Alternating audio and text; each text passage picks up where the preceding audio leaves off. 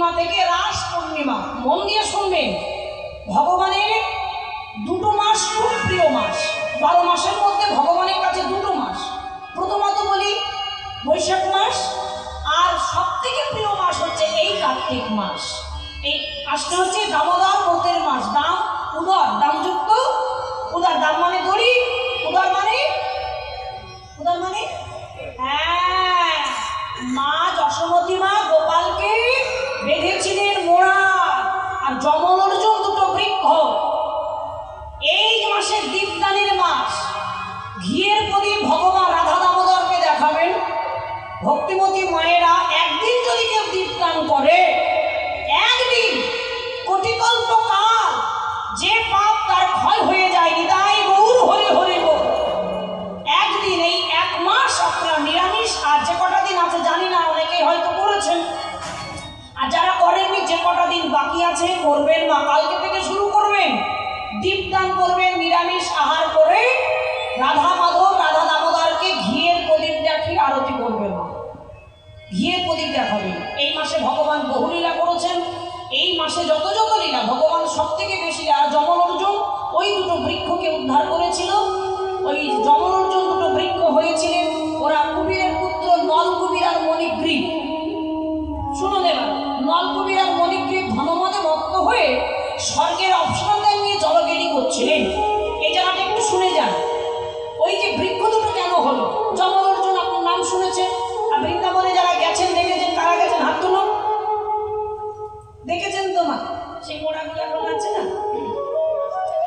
এখন যশোমতী মা বলবলীলা গোপালকে দড়ি খেয়েছিল লুকিয়ে, ওই যে বেঁধেছেন মোড়াতে, দড়ি দিয়ে যাই না বেঁধেছে, ঠিক ভর সন্ধ্যাবেলা ওই হামাগুড়ি দিতে দিতে সময় এসেছে, ওদের উদ্ধার করবে, আর অপেক্ষা করছে বৃক্ষ হয়ে। কেন বৃক্ষ হয়ে অপেক্ষা করছে? কেন? যুগ যুগ ধরে ছিল মা। এই যে কুবীরের পুত্র নল কুবীর আর মণিগ্রীব ধনমদে মত্ত হয়ে অপ্সরাদের নিয়ে জলকেলি করছিলেন, ধনমদে মত্ত ছিলেন।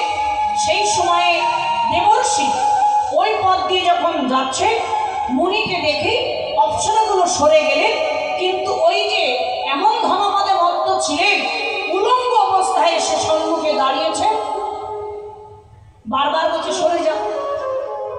দেখবেন কোনো সাধু, কোনো বৈষ্ণব, কোনো মুনি সহজ অভিশাপ দেন না। তারা জানে যে আমি অভিশাপ দিলেই তো ভোগ করতে হবে, তা বলছে সরে যা, সরে যা, পথ ছেড়ে দে।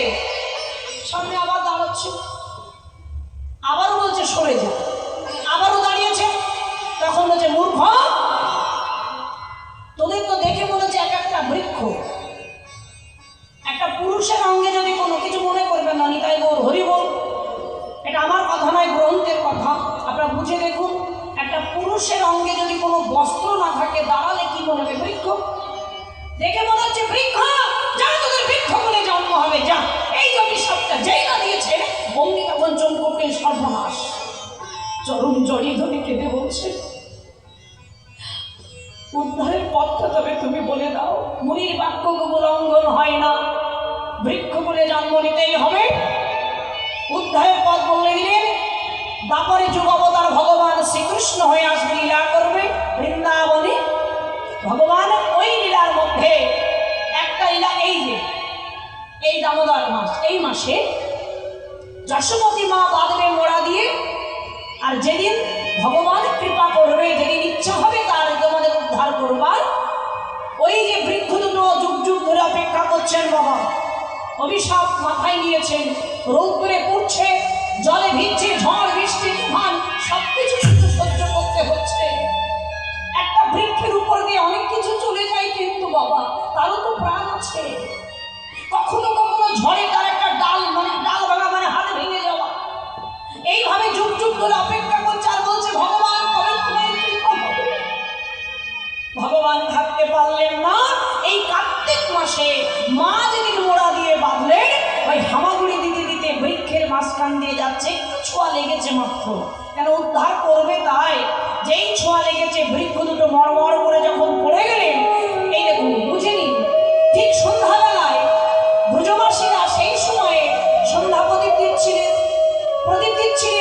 আর হঠাৎ করে যখন বৃক্ষের আওয়াজ হলো, দুটো বৃক্ষ পড়ে যাচ্ছে, ওই প্রদীপ নিয়ে সবাই বেরিয়েছে, তখনকার দিনে কারেন্টের ব্যবস্থা ছিল না মা, তখনকার দিনে এরকম আলোর ব্যবস্থা ছিল না। তো এই সন্ধ্যাবেলায় সবার হাতে প্রদীপ, ওই প্রদীপ নিয়ে খুঁজছে যে কোথায় আওয়াজটা হচ্ছে, কোথায় বৃক্ষ পড়ে গেল।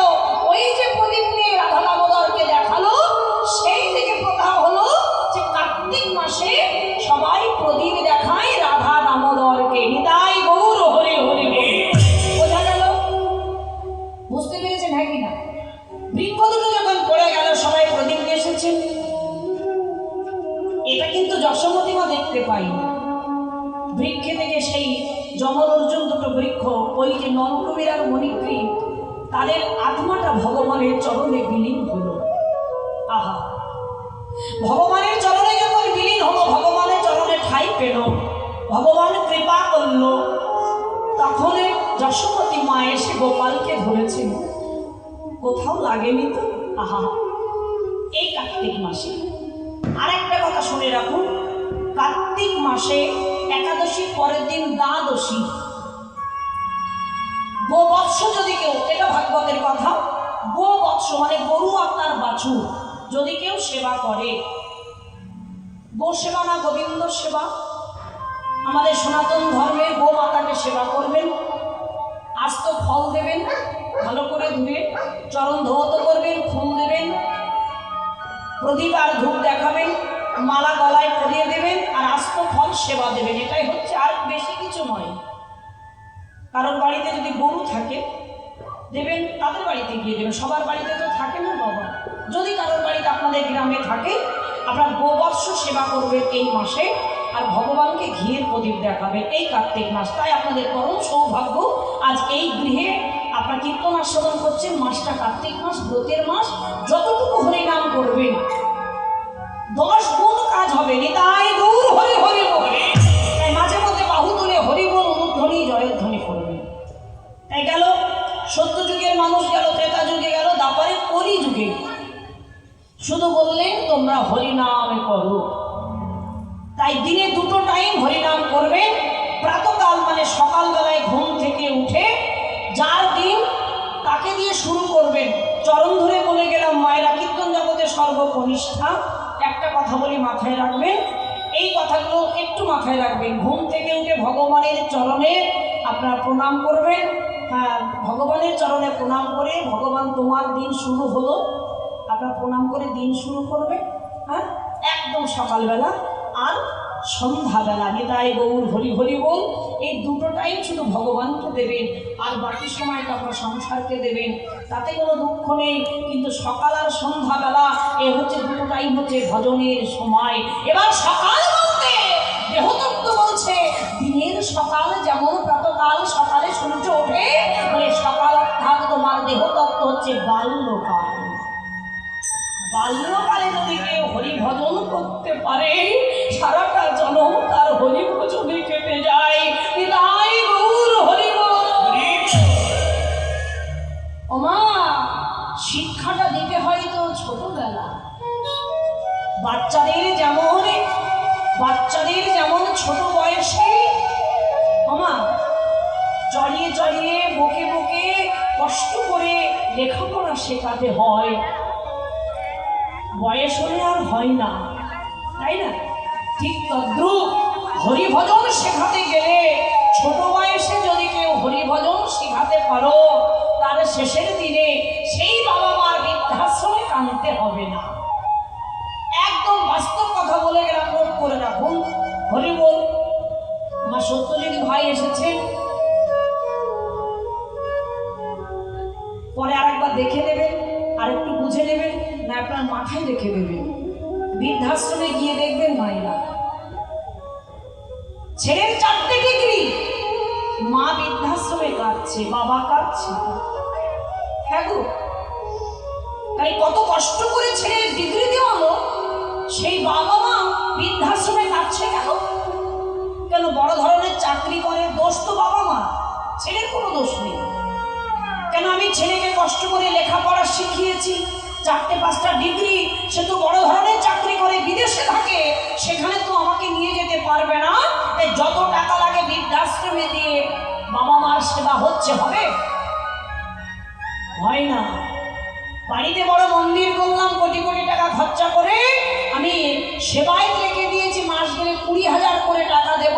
ও মা, মাথায় রাখবেন যে চন্দন ঘষে ভগবানের চরণে তুলসী পত্র দেয়, কাজটা তারই হয়। নিতাই গৌর হরি বল। মন্দির যে সেই করতে পারে, বড় বড় মঠ মন্দির আছে বাবা, আমি করেছি বলে মন্দির আমার কাজ হবে। চন্দন ঘষে যে তুলসী পত্র দিচ্ছে তার কাজ হবে না, টাকার বিনিময়ে হলেও যে চন্দন ঘষে গোবিন্দায় নম বলে দিচ্ছে কাজটা তারই হবে, রাখো তারই হবে। তাই মাথায় রাখবেন, বাবা মার সেবা পূজা যেমন অর্থ দিয়ে হয় না, ঠিক তদ্রূপ ভগবানের সেবা পূজাও বেশি অর্থ দিয়ে নয়, নিজের হাতে করতে হয় যতটুকু পারবে। অর্থ দিলেও নিজের হাতে যদি তুমি ভগবানের চরণে তুলসী পত্র না দিতে পারো, একটা দিনও দিলে না, কাজ হবে? সময় নেই, টাকার কাজ হবে? হবে না। তাহলে নিজেই যেমন ভগবানের সেবা করতে হয়, নাম করতে হয়, পিতা মাতাকে সেবা নিজের হাতেই করতে হয়।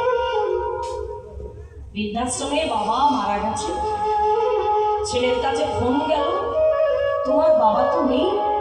ছেলে ফোন করে বলছে আপনারা শ্রাদ্ধের কাজ করুন, ওখানে যত এলাকায় যত মানুষ আছে সকলকে নিমন্ত্রণ করে খাওয়াবেন, কিন্তু আমি যেতে পারবো না, যত টাকা লাগে আমি দেব। হবে? বলো, সবকিছু কিন্তু অর্থ দিয়ে হয় না। ভগবানের সেবাটা ঠিক তেমনই না, অর্থের বিনিময়ে নয়, নিজে করতে হয়। এর জন্য দায়ী আমরা চড়িয়ে চড়িয়ে লেখাপড়া শিখালাম, কিন্তু আমার ছেলে মাধ্যমিক পরীক্ষায় পাশ করলো, ফার্স্ট হলো, সেই ছেলেটা গীতার শ্লোক বলতে পারে না। কেন না, তার হাতে আমি গীতা ধরে দিই। ভাগবত পড়তে পারে না, কেন না, তার হাতে আমি ভাগবত তুলে দেয়নি। সেটা আমার দোষ। শিক্ষাটা আমি দিইনি বলে আজ আমার শেষের দিনে কামতে হচ্ছে। সে আসলেই জানে না যে পিতা মাতাকে কিভাবে সেবা করতে হয়। তাই মায়েদের অনুরোধ করে বলছি, লেখাপড়ার মাঝখানে ভাগবত শিক্ষা দেবে। একটা ঘটি রেখে দিয়ে বলবেন, বাবা এই তুলসী গাছে জল দান কর স্নান করে। গীতায় আছে কর্মযোগ মা, 7 দিন ছেলেকে শিখাবেন, ও 8 দিনের দিন বুঝে যাবে যে স্নান করেই তুলসী গাছে জল দান করতে হয়। নিতাই গৌর হরি হরি হরি। হ্যাঁ, আমি বলে যাচ্ছি, আপনারা করে দেখুন মেলে কিনা। যদি না মেলে আমি কীর্তন করা ছেড়ে দেবো, মিলে যাবে, করবে আপনার ছেলে আপনার মেয়ে। শুধু শিক্ষাটা আপনারা দেবেন, তাহলে আপনাদের শেষের দিনে আর কাঁদতে হবে না, মা চোখের জলে ভাসতে হবে না। দেখবেন যে ছেলে সারাদিনে 300 টাকা ইনকাম করে, তার বাবা মা বৃদ্ধাশ্রমে কাঁদে না। আহা, তার বাবা মা কাছে রাখে, শেষের কাজও সে নিজে করে। তাই আপনাদের অনুরোধ করে বলে গেলাম, সন্তানকে সুসন্তান করাতে গেলে লেখাপড়ার মাঝখানে ভগবত শিক্ষাটা দেবে, তাহলে সমাজের মঙ্গল হবে। আর আপনার ছেলে ভক্ত হলে শুধু আপনার কাজ হবে না, গ্রামের মঙ্গল হবে, জগতের কল্যাণ হবে। নিতাই গৌর হরি বল। একটা বৈষ্ণব যদি একটা গ্রামের থাকে, তার জন্য গ্রামটার উপকার হয়, শুধু গ্রামের নয়, জগতের উপকার হয়, কল্যাণ হয়। তাই সন্তানকে যদি ভক্ত করাতে পারেন, সেই হচ্ছে বড় কাজ। ডিগ্রি দিয়ে কাজ নেই। তাই গৌর হরি হরি হরি। গৌর ভগবান তিনি বুঝিয়ে দিলেন, মা নিমাই পণ্ডিত, তিনি পাণ্ডিত্য অর্জন করে সবকিছু ছেড়ে তিনি চলে গেল গৌর ভজন করার জন্য, হরিনাম করবার জন্য। তিনি চলে গেল কোথায়?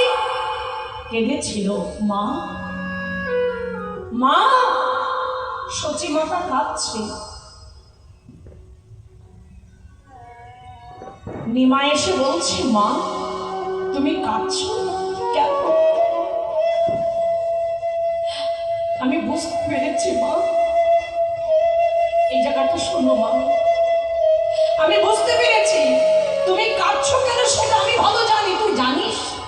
হ্যাঁ আমি জানি মা, আমি সন্ন্যাস নেবার কথা জানতে পেরে তুমি কাঁদছো মা। আমি কথা দিচ্ছি আমি সন্ন্যাস নেব না। না,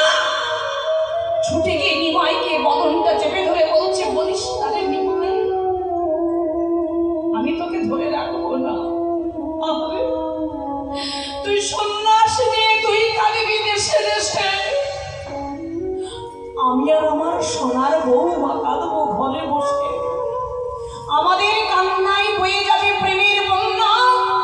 সেদিন আমি হব ধন্য কন্যা, যেদিন প্রেমের বন্যা বইবে। মায়েরা বুঝে দেখুন, নদীতে যখন বান আসে, যখন একেবারে জোয়ার, জলের যখন স্রোত বয়, যখন বান চলে আসে বাবা, সব ভেসে যায় না? বাঁধ দেওয়া থাকলেও বাধাটাও ভেঙে যায়। বন্যায় দেখবে 2000 সালের বন্যা, সেটা আমরা কিছু টের পেয়েছিলাম।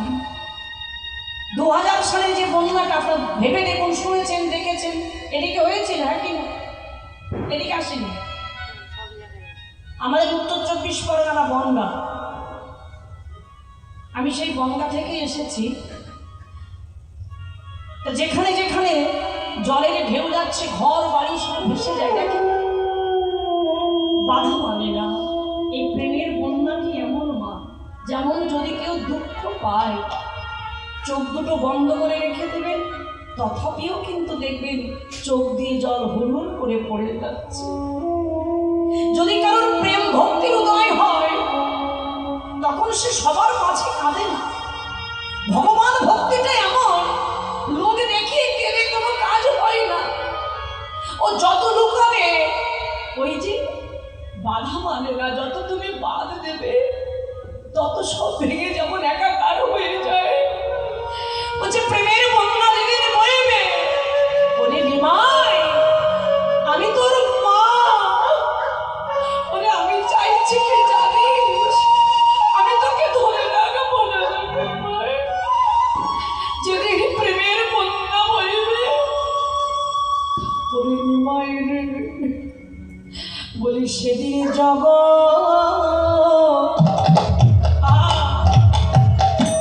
উদ্ধার হবে, সেদিন জগৎ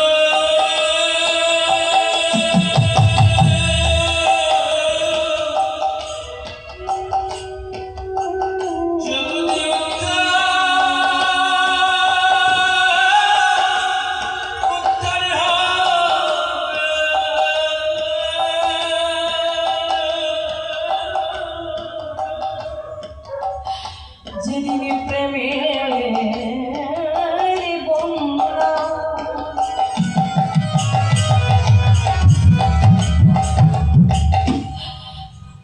প্রেমের বন্যা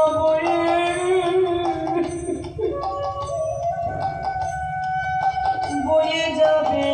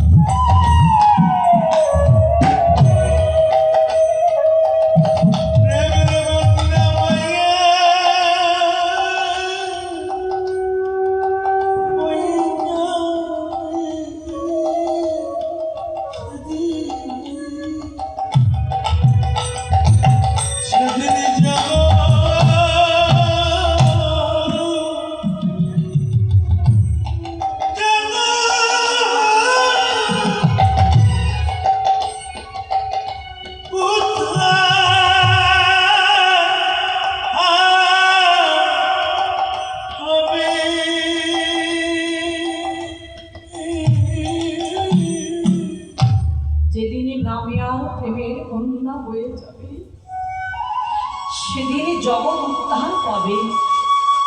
যেমন বন্যা আসলে উঁচু নিচু সবই তো সমান লাগে বাবা। নদীর জল, ডোবার জল, সবই জল, গঙ্গার জল যখন বয়ে যায়, সবই যেমন একাকার হয়ে যায়। প্রেমের বন্যা যেদিন ভাসবে, সেদিন জগৎ উদ্ধার পাবে। কে উঁচু কে নিচু সে বিচার নয়, সব সমান। তার মানে বুঝে নিন, রাস্তা উঁচু তারপরে নিচু এখন জাতির উঁচু নিচু আছে বাবা। কে উঁচু মানে ও কোটি কোটি টাকা আছে তার মানে ও অনেক বড় লোক, ও কোটি কোটি টাকার মালিক, হ্যাঁ কি না? 10 তলা বিল্ডিং আছে উঁচু, ও জাতিতে ব্রাহ্মণ। আর উঁচির ছেলে চি চি চি চি চি ও নিচু না। জাতির ভেদাভেদ আমার গৌর ভগবান করেনি। সকলকে প্রেম দিয়ে, সবার মধ্যে ব্রহ্ম আছে তাই সবাইকে প্রেম দিয়ে কৃষ্ণ নামের প্রেমের মালা পরিয়ে নিতাই গৌর হরি বল বলে উদ্ধার করেছে। নামের প্রেমের মালা পরিয়েছেন। সর্বাং খলবিদাং ব্রহ্ম, সবার মধ্যেই ব্রহ্ম আছে। যে পথের ধারে বসে ভিক্ষা করছে তার মধ্যেও ব্রহ্ম আছে। যে দাস দাসীর হাওয়া খাচ্ছে তার মধ্যেও একই ব্রহ্ম আছে। সর্বাং খলবিদাং ব্রহ্ম, এটা আমার কথা নয়, ডক্টর মহানন্দ ব্রহ্মচারী টিকায় আছে। দুঃখ করে একটা পদ লিখেছিল মা, পত্রিকার গৌর হরি আসার আগে বিদ্যাবতী তিনি পদটি লিখেছিলেন। কত বিদ কত জন মন্দির শোনো, রস অনুমানয়ে অনুভাবে কাহুক না দেখো, দেখো মানে দেখা। বিদ্যাবতী ভনে ভনে মানে বলছে প্রাণ জুড়াইতে লাখে না মিলিল একো। বুঝতে পেরেছেন বাবা? কত উচ্চাঙ্গের পদ দেখো আস্তে। কত বিদ কত জন রস অনুমানয়ে, কত পণ্ডিত অনুমান করতে পারে, অনুভূতি কজনার হয় বলো, তাই না? অনুমান অনেকে করতে পারে, অনুভূতি, অনুমান আর অনুভূতি কিন্তু এক নয় বাবা। রসন মানয়ে অনুভবে কাহুক না পেখো। বিদ্যাবতী ভনে ভনে মানে বলছে প্রাণ জুড়াইতে লাখে না মিলিল একো, 1 লাখে একজনও ছিল না তার কাছে বসলে প্রাণ জুড়াবে, মন প্রাণ শীতল হবে। অভিমান মঞ্চে বসে থাকতেন বাবা, অহংকারের অভিমান মঞ্চে আমিত্বের আসলে বসে থাকতেন। তখনকার সময়ে যারা পাণ্ডিত্য অর্জন করেছে তাদের কাছে প্রশ্ন ছুড়ে দিতে, বলো সর্বং খলবিদাং ব্রহ্ম, উত্তর দাও। এক কথায় উত্তর হয়, 1 সেকেন্ড উত্তর দেওয়া যায়, সেটাকে 15 দিন ধরে বলতো। টিকা অন্য টিকা, ভাষ্য তার ভাষ্য। আমি পণ্ডিত সে তো জানাতে হবে যে কীর্তন, আমি বড় কীর্তনিয়া, হ্যাঁ, ব্যাখ্যা পর ব্যাখ্যা করে যেতেন। নিজেকে বড় প্রমাণ করবার জন্য অনেকটা বড় ব্যাখ্যা করতেন মা। আহা, বড় পণ্ডিত। তার পরের দিন যখন সেই পথ দিয়ে যাচ্ছে, পথের ধারে বসেছিলেন ভিখারি, ওই পণ্ডিতকে দেখে চিনতে পেরেছেন। যেমন ধরুন আমি কীর্তন করি, ছোট হোক, একেবারে কীর্তন জগতের সর্বকনিষ্ঠ, ছোট, সবার ছোট, সবার চরণ প্রান্তে থাকতে চাই, তথাপি 2-4 জন তো চেনে।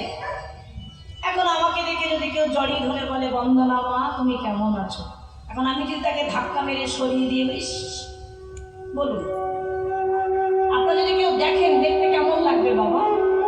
কীর্তন আসলে বড় বড় কথা বলছি, মোটা মোটা তুলসীর মালা বলেছি, হ্যাঁ, তিলক সেবা করেছি, বড় বড় কথা বলি, আর পিছনের ব্যাকগ্রাউন্ড আমার সাথে একটু দুটো কথা বলতে যদি কেউ আসে, আমি এখানেও ভজন নষ্ট হয়ে যায়। তোমার স্বীকৃতি আছে, তুমি করতে পারো, যে তোমার কাছে এসে দুটো কথা বলছে, তোমার তো বিবেক বৈরাগ্য আছে, তুমি কেন তার সঙ্গে বাজে কথা বলছো? তার মানে তোমার ভজন সাধন শিক্ষা দীক্ষা কিছুই নাই। পুঁথিগত বিদ্যা বললে হবে না, ভিতর থেকে জাগাতে হবে। এখন সে পণ্ডিত তাকে জড়িয়ে ধরে বলছে তুমি কেমন আছো, বলো ভালো। আপনার চোখ করলেন কেন? আমি আপনাদের চিৎকার, তুই আমাকে ছুঁয়ে দিলি, আমি স্নান করে যাচ্ছি, আমি অসুচি হয়ে গেলাম, আমার কাছে 7 গ্রাম শিলা আছে, গঙ্গার জল আছে, তার অনুমান ছিল, অনুভূতি নাই। যে পথের ধারে বসে আছে সাধারণ মানুষ বললে মানায়, কিন্তু ওই যে সর্বাং খলবিদাং ব্রহ্মর ব্যাখ্যা করবার পরেও তাকে তারা দিলে তো তাকে মুখে মানায় না বাবা। সাধু সাবধান বলেছে, তাই না? সাধুর মুখে সবকিছু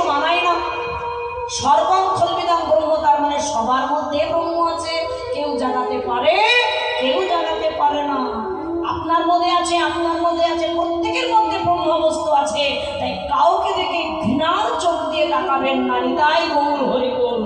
পাপকে ঘৃণা করো, কোনো পাপীকে ঘৃণা করো না। সমাজ যাকে ঘৃণা করে সে একদিন ভগবানকে পায়।